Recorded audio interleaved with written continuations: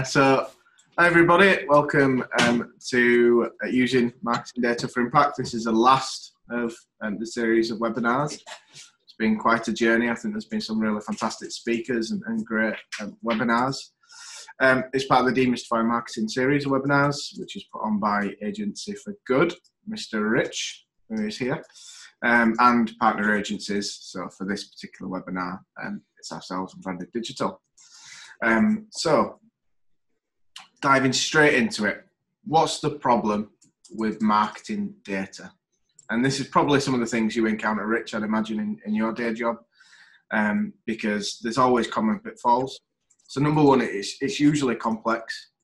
So Google Analytics is notoriously complex to navigate sometimes and pull out the information that you're looking for, and can be quite difficult to extract that information. Hard to interpret too. The data can also be misleading, and we'll go through why it can be misleading and why you need to look out for misleading stats. If you work with agencies, be on the lookout for it sometimes, because agencies can be very good at putting really good stuff at the front and the bad stuff maybe at the back. We use live data in our agency, which you'll see, which is more transparent and more of an ethical way to do it. But some data like bounce rate can be misleading, which we'll touch on. The data also needs reporting to different stakeholders. So whether that's your marketing manager, whether it's a customer or a client, these different people that need different data. Okay, so if you have the data, actually arranging the data in a format which makes sense to those different stakeholders and different people in those different roles can sometimes be quite difficult, and it can be quite time consuming too to generate that information on that data. Your marketing manager might know what bounce rate is, but the MD of the company probably won't. So how can you tailor and change the data so it makes sense to all those different stakeholders up the ladder in your business or charity? And finally, the data can be hard to access.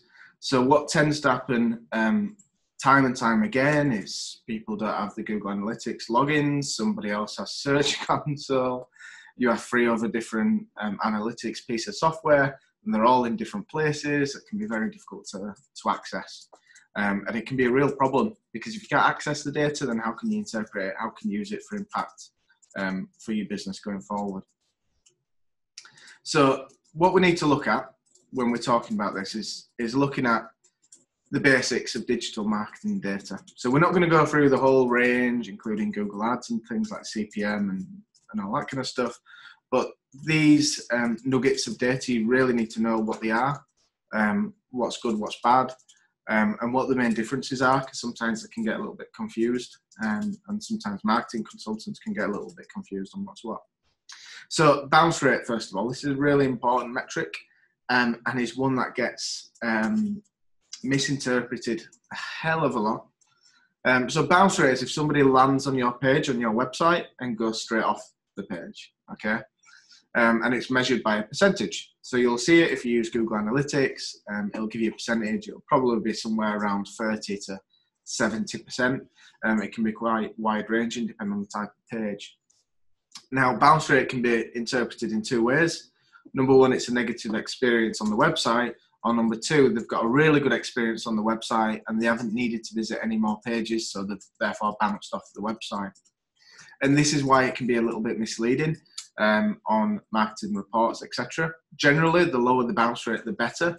However, on landing pages, you would expect a higher bounce rate on those, because if you're fulfilling all of your audience needs on that landing page, then they don't need to go elsewhere. And actually, good practice, especially for Google Ads campaigns, is to have a website without navigation, for example, without external links, because you don't want them to go anywhere. So on those pages, the bounce rate will be exceptionally high, which may look like a danger kind of sign that, oh, something is very wrong here. But in actual fact, it's expected. So just be careful about how you interpret that piece of data. The next one, which is very interesting, is new visitors versus returning visitors. So you would expect a new visitor is somebody who has never been on your website before, and a returning visitor, somebody who's been on your website before and clicked on. Again, this metric in Google Analytics is extremely misleading. How it's done is by using a cookie. So when you're accepting cookie policies and things on websites, you're accepting for them to measure if you're a returning visitor or not. However, if you use, for instance, an incognito browser, a private browser, if you use different browsers, you'll be considered a new visitor to that website's analytics. So when you're interpreting this data and you're presenting this data, don't look too closely into new visitors versus returning visitors. If you do want to measure that as a stat, then look at Hotjar, which is much better at measuring it than what Google Analytics is, because it has a bit more of a robust system. Conversion rate, so it's really, really important, and we're going to go through how to set up conversions and things a little later on, because they can be a little bit complex, but you must measure conversions, and you must measure your conversion rate. The average across the web is 3%, but that can vary by industry to an average of, I think, about 5 or 6%, down to like 2% for things like finance. So you need to really, really look at your conversions and your conversion rates, and you need to know what page is performing better. It's no use just looking purely at visitors, for example, if you're not looking at conversions. You 100% need conversions. Conversion value, so we're going to touch on this a little bit later on about how to calculate the conversion value, so how much conversion is worth to your business. So then you can create an interactive report which has physical bottom line numbers of how much business the website has generated, roughly. Sessions versus views. So a view is when somebody looks at a page, clicks onto a page. A session is the full session all the way across. So don't get those confused, they can be easily confused. Impressions, clicks, and CTR, which stands for click-through rate. So impressions is how many people see your website in search. It doesn't necessarily mean that they've clicked all the way through to the 15th page where you sit in Search Console. It just means that they've done that search, so just be careful on that metric. Clicks is if they click onto your listing. However, again, Google doesn't measure every single click from Search Console, so you will have a disparity between the numbers in Google Analytics and the numbers in Search Console, because people who are using incognito, private browser, etc., are not counted in the data. Click-through rate, so that is clicks divided by impressions, which gives you a rough click-through rate. Depending on where you sit in the SERPs, and there's some really, really great studies on this, your click-through rate will vary. And there's lots of variations in Google of the search result pages. And session duration is how long they spend on your website. Again, be careful of this metric, because if they do something like a hard reload on the page, or if they click off and come back on, that'll be a separate session duration and a separate session. So again, just take this data and a pinch of salt. The message really here is, with the data, you need to be aware of the pitfalls of these particular pieces of data. They're good, but they're certainly not the be-all and end-all, and there is different services out there which can track these more effectively. So how can I track my data better? All right, so number one, which is really important, really simple if you haven't done it already, so install Google Analytics. It has a really easy installation method, and there is an extra feature that you can activate to measure actual demographics, so age range, etc., male or female who visit your website, which is really, really useful data for you as a company to use to market. And what insight do you get? So you get location data, so where the people search from, and demographic data if you activate it, so with age ranges, sex, etc. User data, so how they're using the website, how long the session duration is, what pages are most popular, etc. You can set up goals and conversions, which are fantastic, and we're going to talk through that a little bit later. And you can do so much more with Google Analytics. It is a very, very great piece, a great tool. It's free as well, which is obviously a massive plus, and why it's used so widely. But it can be a little bit complex, and that's the downside to Google Analytics. But we'll show how we can take that complex data, and how we can put it in a really easy, lovely format that you can take to different stakeholders. I see this not done enough. Make sure you install Search Console. It used to be called Webmaster Tools, And you get so much more information from this, and that can be combined with Google Analytics to give you a bigger overall picture of how your digital marketing is doing. Make sure you do it by DNS when you set it up. So you'll have a little bit of code to put in. It's called a text record. You put that on your domain, and away you go. Search Console does give you some information about what people are searching for to find your website. So it can be really integral in terms of keyword research, and then what you need to do strategy-wise on the website. And a really easy tactic you can do is you can take the keywords that you see on there and implement it back into your content of your website. So what insight do you get? You get search data, you get impressions, you get more technical, what we would call technical SEO things, so crawl issues, if a page has disappeared, or if Google is not crawling your website, which means it then doesn't appear in Google search results. Content issues, such as duplicate content. Speed issues, which uses Google Page Speed Insights. Just be careful how you interpret that data, because again, it can be a little bit misleading. And you can get overall kind of technical SEO help and diagnosis from Search Console. Now, this is a really, really great piece of software. This is the first one that is premium, and it's called Hotjar. And we don't use this for every client, but we do use it for particular clients where we want to see how they engage with the website, how they use it, the usability. And what you have is a heat map, which is generated, and recordings, which is fantastic for actually seeing how people physically use your website. Because it can be difficult sometimes to interpret how they actually use your website in Google Analytics. So as you can see on the screen with the hotspots, that's where people are moving their cursor. So you can see which parts they actually engage with, maybe what they think is a button to go into somewhere.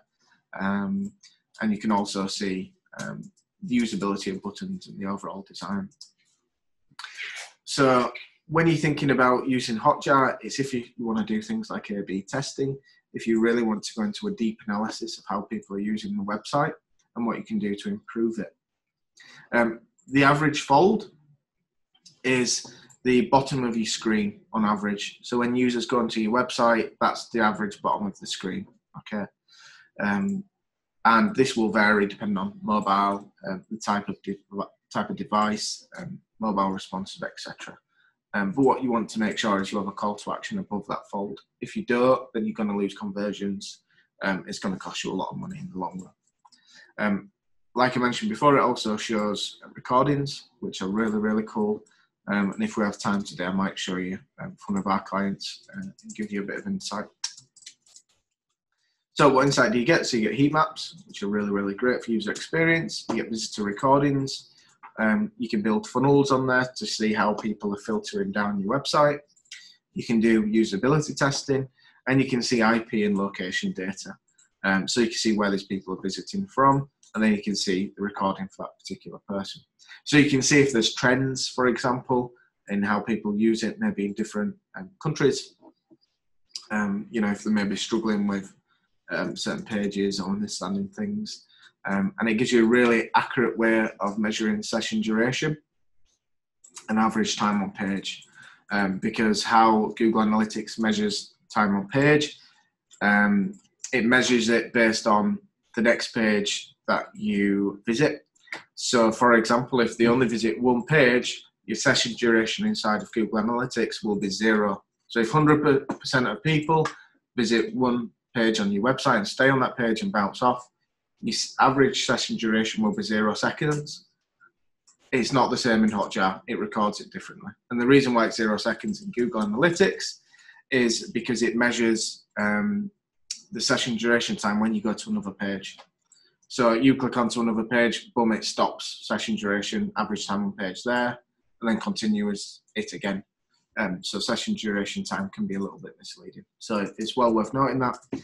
If you're seeing really crazy times like 10 seconds for a page, a landing page, which has got a high bounce rate, then that is the reason your data's been skewed. So now we're going to move on to conversions, which is really, really important to measure. And guys, if you have any questions as well, as we go through this, I know there's some quite deep kind of content here, so you might have some questions. So if you do, feel free to put them below, and we'll come to them at the end. So set up conversions. So we want to track the following, and this will vary depending on what your business does or your charity does, okay, and what's important to you. So we can set conversions to track phone calls. So let's say you have a help center and you wanted to measure your impact and how many phone calls your website generated, you can do that. If you had, let's say, a business which, I don't know, sells lingerie or something, for example, and most of your customers ordered over the phone, you could measure that. Website inquiries, if people sent a contact form or some kind of in-depth booking form, you could measure that. Product orders, so that works slightly differently because you can get plugins which do majority of the job, especially with WooCommerce and Shopify. But you can also set up conversions to measure interaction and engagement. So we've done this before with clients to see how many people clicked into sections, collapsible sections on the website, just because it's insight that they wanted to know and they were interested. So you can do a huge amount with conversions and tracking. And this is how it works. This is how it works for us in the agency. Other agencies might have their own approaches, but this is what we do in the business. And this might be where it goes a little bit technical. So again, if you do have any questions, please ask. So to set up conversions, we use two pieces of software. We set up Google Tag Manager and we set up Google Analytics. The triggers and the tags are part of Google Tag Manager, and the conversions or goals are part of Google Analytics. Okay, so a trigger is an action that somebody would take on your website. So think of if they click a button, if they click a number, if they submit a form, if they scroll to a certain section on the website, for example. Okay, so that's your trigger. If you imagine it's like a gun. Your tag, your trigger then fires your tag. So the tag passes information, and I can show you this in Tag Manager. It might make a little bit more sense. But it passes information such as click URLs. So what was the URL they actually clicked on? What was the page they were on when they clicked on that? What was the conversion value, if there is one? And lots more that you can do with it. You can do so much with Google Tag Manager. It's a fantastic piece of kit. And what then happens is you then pass those tags over to Google Analytics. And then you can register it as a conversion inside of Analytics. And you can have a look at your conversions in real time in Google Analytics. And then you can then take it one step forward and use something called Google Data Studio, which we can have a look at. So in Google Analytics, you can create a goal and you can map it to your tag. And you can then report data back from your conversions. You can segment them based on the information that the tag has collected.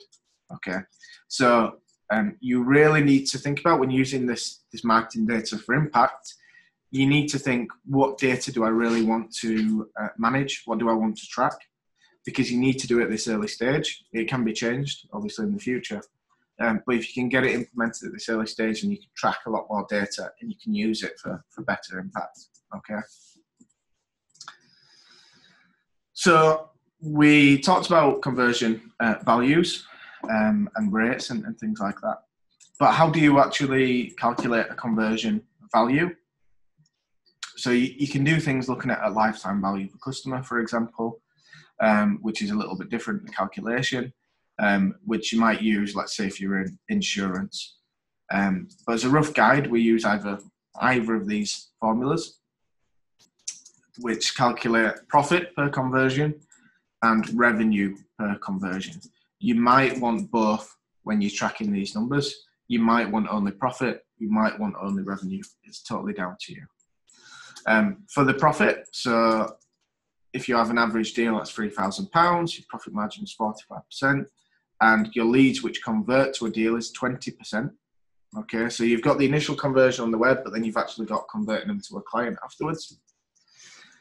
Your value per conversion that you get on the website will be £270 because it's £3,000 multiplied by 45%, multiplied by 20%. which is your conversion rate from website leads to a conversion. If you wanted to calculate the revenue, you would just take out the profit margin out of the equation. So £3,000 multiplied by 20% to get you £600 revenue. Again, depending on the kind of business or charity you operate, you might want one or you might want two. What you can do, if you do calculate revenue per customer, you can always then take this number and break it down further into the number that you see here. So you can then just multiply this number by 45% and it will take you to your profit. So you can create a report that's broken down revenue and profit, which we were talking before about reporting to different people. If you're reporting to a finance person, then that's the data they really care about, not necessarily the bounce rate of a website. So next we're going to show you how to present those conversions and data in Data Studio, which is outside of the presentation. But before I do, I just want to cover common misinterpretations of data, because this happens so often. It's not just non-techie or non-marketing people, it's sometimes marketing people that actually misinterpret data. I don't know if you've encountered this a few times, Rich, some of these, but they can be quite commonplace from what we've seen on occasion with marketing departments and things. So number one, which is a really biggie and which happens all the time, is counting internal traffic when reporting and reporting to the board or the managers.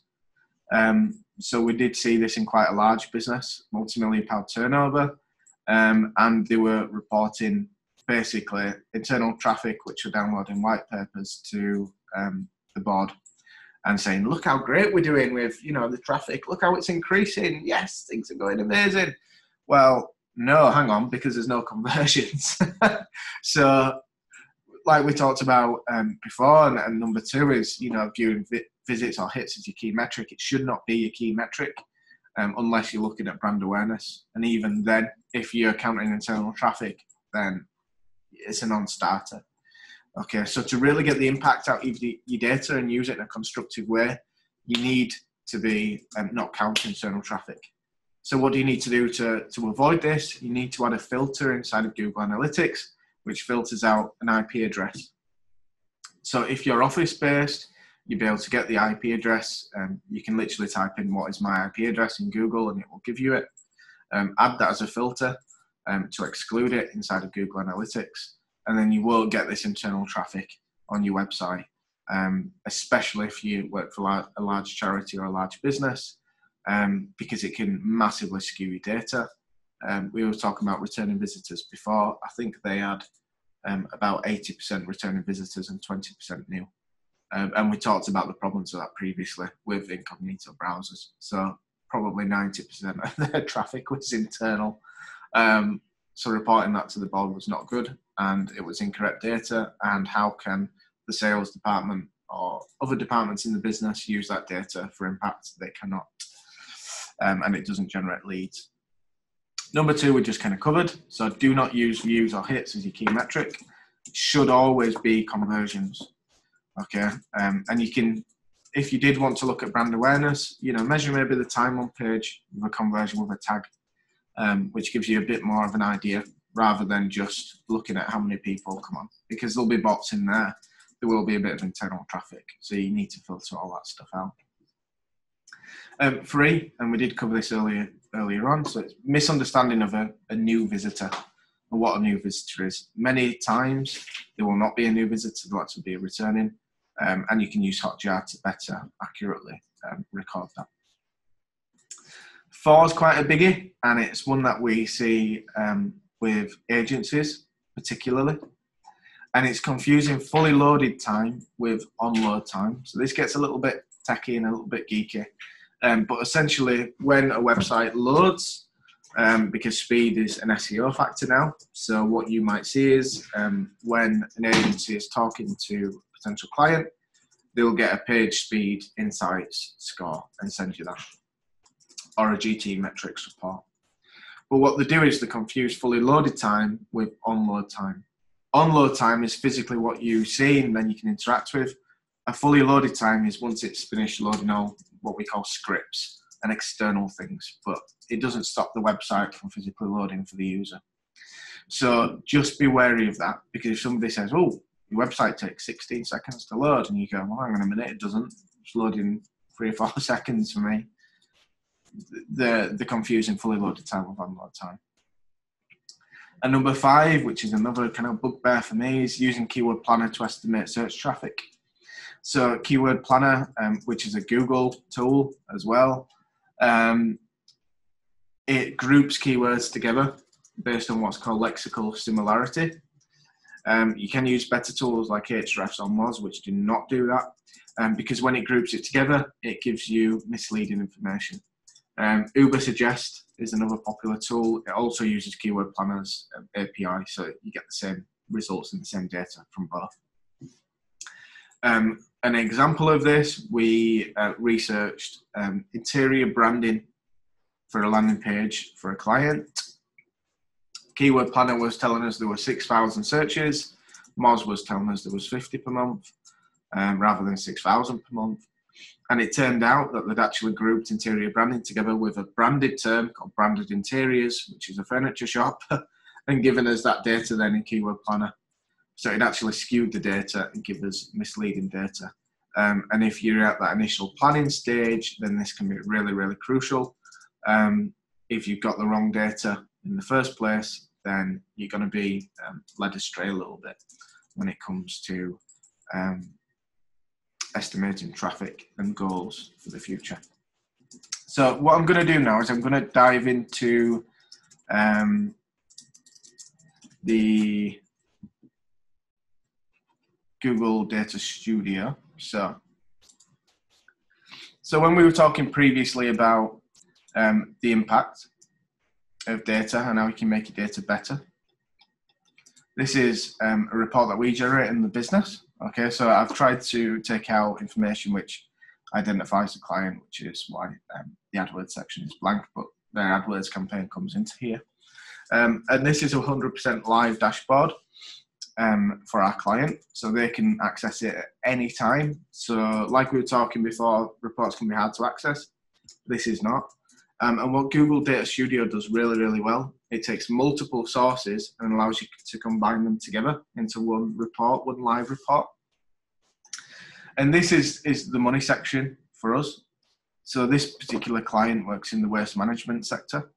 And for them, all these kind of sessions, bounce rate, etc., it doesn't really mean much to them. You know, it's good for us as an agency, but does it really mean much to the client? No, it doesn't. And this is what I was talking about before about the reporting and reporting to board. So we have to look at the numbers here. So we set up conversions initially. So we set them up in Google Tag Manager. We then took them through to Google Analytics, and we then set them up in Google Data Studio.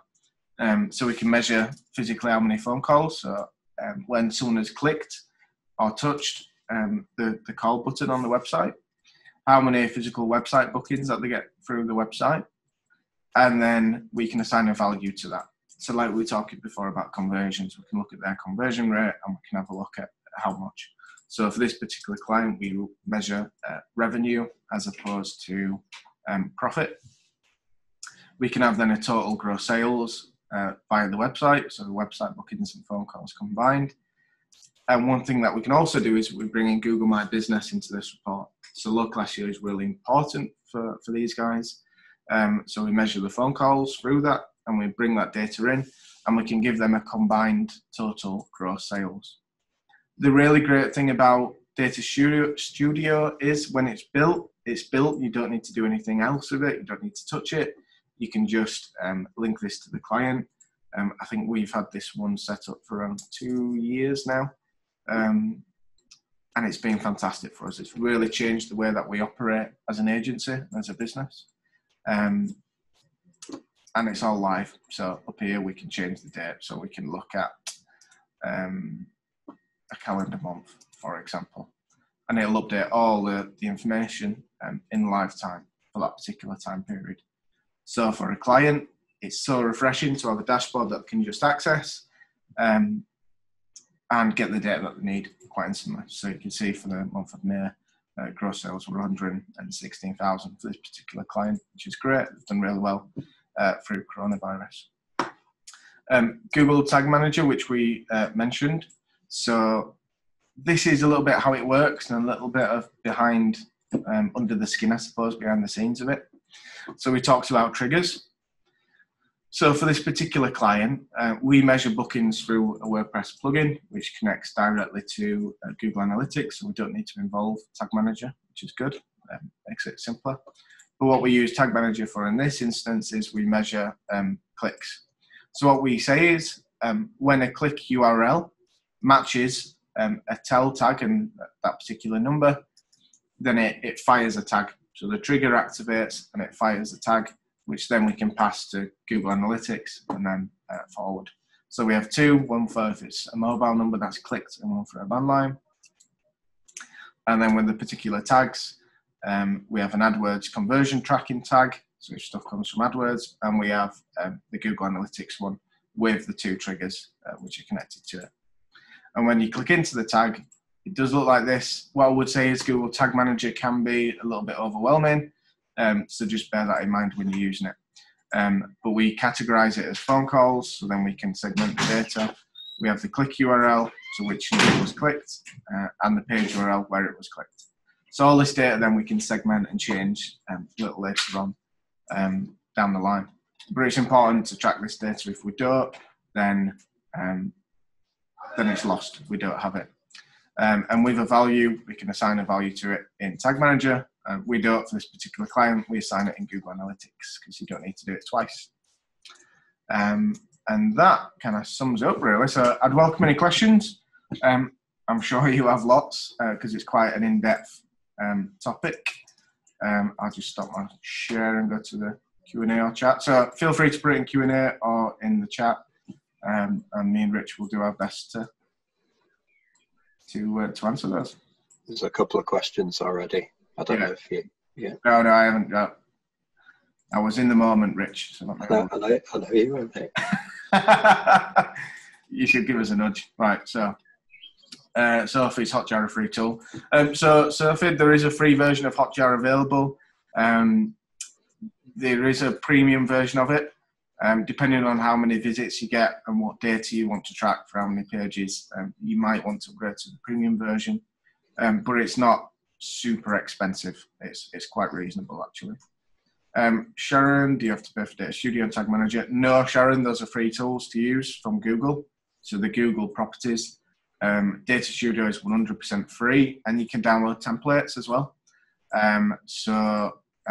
If you had a particular set of data that you wanted to track on a report, then you can download the report and then you plug in your data. So I suppose it might help if I show you how that works with the data source and how the data plugs in, if you're interested, Sharon, or anybody else. Because it is a little bit technical. It's made by developers, so it's not the most user-friendly tool, but once you get it set up, it is fantastic. I don't know how much the delay is actually on these webinars, Rich.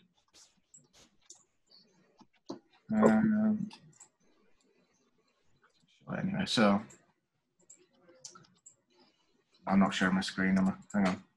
So, yeah, all right, great stuff. So, this is a Data Studio report that I showed. So what we can do is we can edit this report, and we can change what's called the data source. So how Google Data Studio works is it takes multiple sources from different places, and then it puts them into one place, one report. So we have the data source up here, and one thing which you can do, which is really neat, is you can actually blend the data together. So if you had, let's say you managed two websites that did the same job, but maybe for different areas, and you wanted to see how the group is doing as a whole, you can actually blend those two data points together to measure, for instance, total visits or users or sessions, etc. So all I have to do here is edit the source. And this is everything that it brings in. So it'll bring in your goals, and it'll bring in everything that Google Analytics tracks. So like I was saying previously about Google Analytics being a really overwhelming tool, this is how much information Google Analytics actually tracks. So a huge amount. So as you can see, there's 500 things that you can track, which can be absolutely overwhelming for people in Google Analytics especially. And what we can do is we can edit this connection, and we can choose our Google Analytics account, and then we can connect that and plug it in. So maybe as part of this webinar series, Rich could maybe create a template for people to use and then plug in the data. I think it might be quite good for them. If you're using Google My Business data, how you connect that is a bit different. So as you see with this one, we blend the data of sales for that particular one. But I think it is this one here. So for this particular one, it's done a little bit differently. So funny enough, Google don't have a connector for Google My Business to Google Data Studio, which I find a little bonkers. So you do have to use a third-party one. So we use Google My Business Connector by Hotjar, and then it connects your Google My Business property into Google Data Studio. So it's super simple to use. If you go to the homepage of Google Data Studio, you've got some templates up here. So you can visit a template gallery. But there is a lot more available. People make their own and make them accessible on the web. So for example, I could plug in this Firebase events report, or Crashlytics dashboard, or a Google Search Console report. So if you click this, it'll generate one for you. Like this, designs it all, looks fantastic, has the dates, etc. And then you can plug in your own data. So use template, and then what you do is you just replace the data there. So create a new data source. You want Search Console for this particular one, which is here. So we talked about setting that up a little bit earlier, because if you don't have it set up, then you can't do this. And let's see, for our website, for example, the ordering is terrible. There it is. So I can connect that, for example. Yep, all this information. And again, I can plug in my data and then copy the report, and then it brings everything in to that one report then for me. And then what you can use for this is you can then report it to shareholders a bit better. So, ta-da. I'll take a bit of time. So,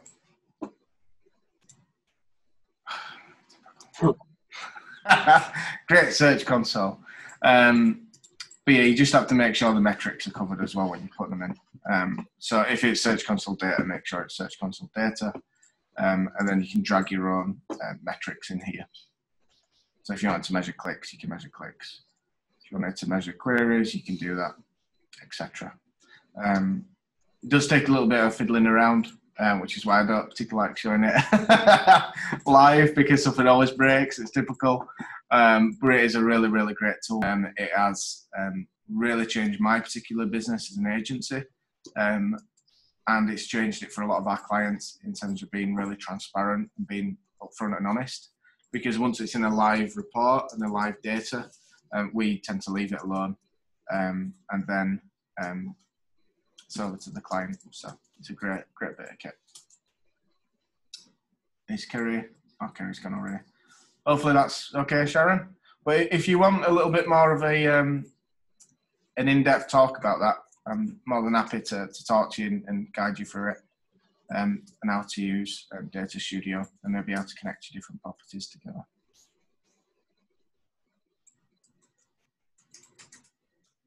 There's definitely a few second delays, isn't there, Rick? There always is with webinars. I think, and that's that. But I suppose the important thing for me, because this webinar's been obviously about measuring your impact with the marketing data. You need to do all this groundwork, but then what do you do afterwards when you have this data? So you need to plan that too. I'd recommend speak to somebody like Rich, who can then take that data, can analyze it, and then go, right, okay, what can we improve here? What can we change? What can we adapt? What's working, what's not? Because once you have that data, it's much easier to plan for short term and long term. But you need to have this starting point, and you need to be tracking these conversions, because if you're not, then it's very hard to interpret visits as success or session duration. So yeah, I think that kind of wraps everything up, unless you have something to add, Rich. I think that was great. Thanks, Lee. Unless anybody's got more questions, but again, just thanks to everyone who's joined us over the last 4 weeks, I think it is roughly. Again, we'll put the recording up. Again, if you have any sort of areas where you want some extra help or think a webinar would be good that we could put on, let us know.